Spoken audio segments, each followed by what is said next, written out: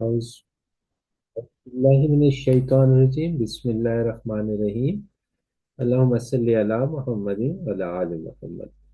आज मैं क्लास 4 के यूनिट 9 का क्वेश्चन नंबर 4 इसका बी पार्ट एक्सप्लेन करूंगा जो कि डेसिमल से रिलेटेड है। तो डेसिमल से रिलेटेड एक्सप्रेशंस को हम कैसे कंसीडर करेंगे और उनके पार्ट्स को हमने कैसे वैल्यूज उनकी नोट करनी है या उसको वैल्यूज किस तरह हमने असाइन करनी है, तो आए देखते हैं। ये हमारे पास क्वेश्चन है। अब इसमें हमने जो पार्ट्स हैं देखें, 6.3, फिर 6.4, 6.5, यानी 0.3 से लेके 0.4 तक हमारे पास 0.1 है। यानी 0.3 में 0.1 ऐड करेंगे तो 6.4 हो जाएगा। अब 0.1 जो हमारे पास ये कंप्लीट ये जो पार्ट है ये 0.1 के इक्वल है। 6.1 से लेके 6.4 तक, तो इसकी हमने 10 डिविजन्स की हैं। अब 10 डिवीजन जब किए हैं तो आप देखिए ये हमारे पास टोटल 0.1 है, यहाँ से लेके यहाँ तक 0.1।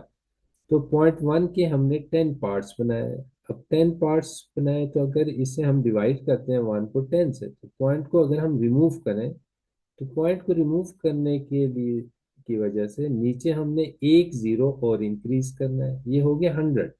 यानी हमने वन जो है 6 से लेके 7 तक, यहाँ 6.3, 6.4, 6.5 है, तो 6 से लेके 7 तक के 100 पार्ट्स बनाए। यानी एक पॉइंट में हमारे पास 10 पार्ट्स हैं।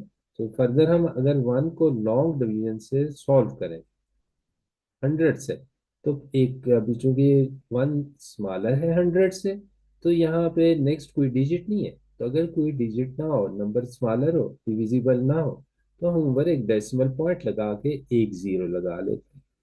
अभी भी ये 10 जो है हमारे पास डिविजिबल नहीं है 100 से। अगर ये 100 से डिविजिबल नहीं, तो इसका मतलब हमें एक और जीरो लगाना पड़ेगा क्वोशिएंट में भी और यहाँ डिवाइडेंड में भी। फिर हम 100 को 1 से मल्टीप्लाई करेंगे तो ये डिवाइड होगा आपके पास 100 - 100 जीरो। इसका मतलब है कि एक जो ये वैल्यू है, एक ये यहाँ से लेके यहाँ तक, ये 0.01 है।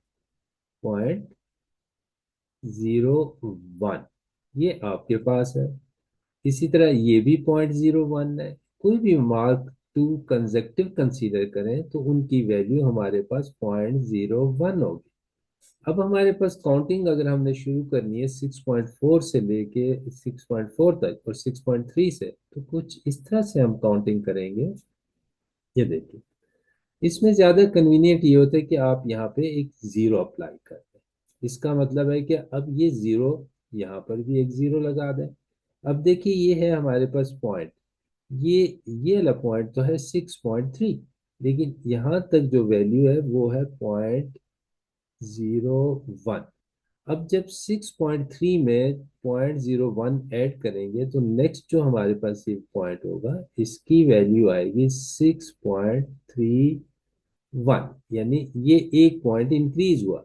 तो सिंपली हम ये करेंगे कि यहाँ जीरो लगा दें और हर नंबर के लिए 0.1 इसके साथ इंक्रीज करते जाएं। तो अब देखिए ये है 6.3, ये है 6.31, और ये है 6.32, और ये है 6.33। ये आपके पास है 6.33। यानी यहाँ जीरो लगा के उसको आप इंक्रीज करते जाए।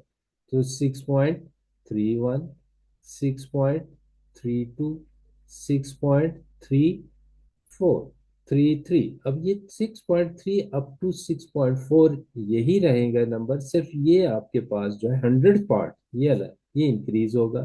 तो इसका मतलब है कि यहाँ पे जो ऊपर नंबर आएगा आपके पास इस ब्लॉक में, इस स्केयर में, यहाँ पे 6.33 आएगा, 6.33। इसी तरह अगर आप इसको करना चाहते हैं तो पॉइंट से काउंटिंग शुरू कीजिए। 6.31, 6.32, 6.33, 6.34, 6.35, 6.36। तो यहाँ पे आपके पास आएगा 6.36। तो इस तरह हम इन नंबर्स को नेक्स्ट नंबर की वैल्यू को या नेक्स्ट नंबर की डिवीजन, ये जो डिवीजन मार्क है इसकी वैल्यू को हम फाइंड आउट करते हैं। तो इसी तरह ये 6.9 होगा, यहाँ पे अगर हम हैं तो ये 6.39, 6.39। अब 9 से जैसी एक वैल्यू और इंक्रीज होगी तो वो हमारे पास देखें, 9 और 1 को ऐड करें तो 10, 0 आया, 1 कैरी किया, 3 + 1 4 + 0 4। तो इसका मतलब ये हमारे पास 6 आ गया, 6.4 आ जाएगा यहाँ पे। ठीक है, यहाँ पे हमारे पास जीरो रहेगा ये, क्योंकि एक डिवीजन की वैल्यू जो है 0.01 है।